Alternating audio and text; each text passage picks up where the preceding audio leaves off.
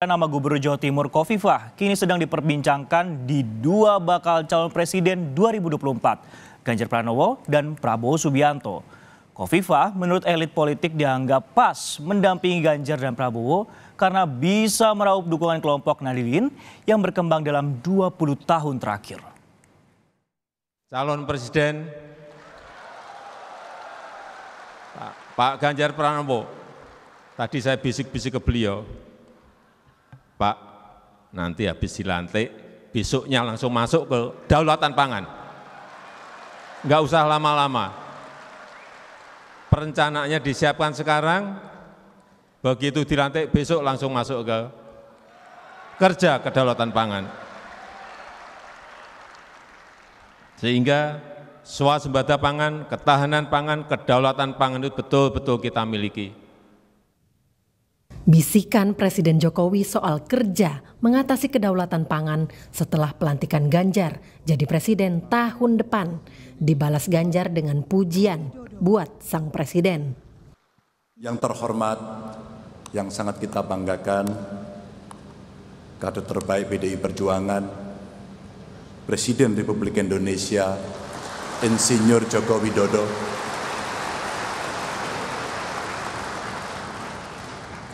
buat saya pribadi beliau adalah mentor yang telah memberikan banyak sekali pelajaran sehingga kami mendapatkan banyak ruang untuk bisa belajar. Terima kasih Pak Presiden.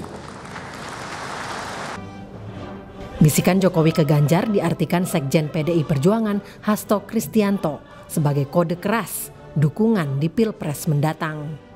Pak Jokowi menjabarkan secara teknokratis dengan membangun infrastruktur untuk kedaulatan pangan, dan Pak Ganjar yang menerima bisikan berkali-kali dari Presiden Jokowi langsung diminta untuk bergerak cepat. Sehingga ini juga menunjukkan sinyal yang sangat kuat. Ini hard code dari Presiden Jokowi terhadap Pak Ganjar Pranowo. Jadi pangan mempersatukan. Ucapan Hasto menegaskan bahwa peran Jokowi tak main-main dalam pertarungan elektoral 2024. Setelah sebelumnya pengasuh Pondok Pesantren Ploso Kediri Muhammad Abdurrahman Al-Kautsar alias Gus Kautsar mengonfirmasi pentingnya peran Jokowi untuk merestui Gubernur Jawa Timur Khofifah Indar Parawansa maju ke Pilpres 2024. Ya, beliau jelaskan salah satu nama dari beberapa calon wakil presiden yang akan beliau ajak adalah itu, tapi pasti akan menunggu restu dari Bapak Jokowi dan para kiai tadi. Memang yang dimaksud Gus Kautsar adalah pernyataan Prabowo dalam pertemuan tertutup tentang maju tidaknya Khofifah menjadi bakal cawapres bagi sang Menteri Pertahanan di Pilpres 2024. Tapi menurut Direktur Eksekutif Indikator Politik Indonesia Burhanuddin Muhtadi, saat ini peran Jokowi krusial di peta elektoral koalisinya.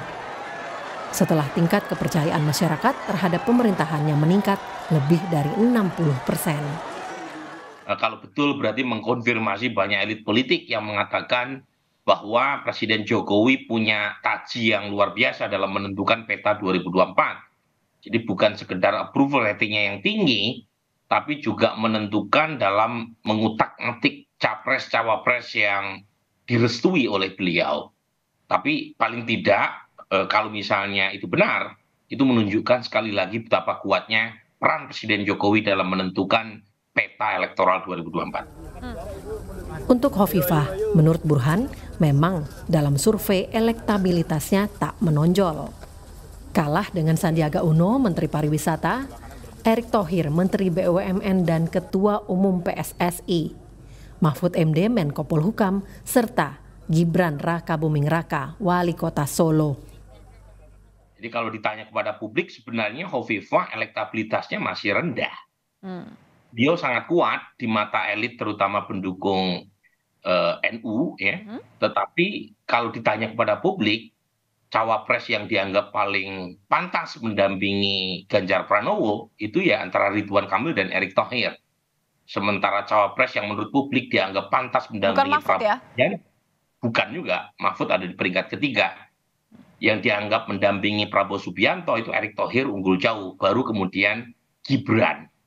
Tapi lagi-lagi kan mengapa Hovifah muncul di kalangan elit itu pertimbangannya Jawa Timur dan NU. Meskipun NU kan luas ya, bukan semata-mata yang aktif di struktur, tetapi kalau ditanya kepada publik, siapa orang Islam yang merasa dekat dengan NU itu kan ada 45%. Dan pemilih NU tidak seluruhnya, bahkan sebagian besar tidak memilih Hovifah per hari ini. Dugaan saya karena Mbak Hovifah belum bekerja secara politik ya.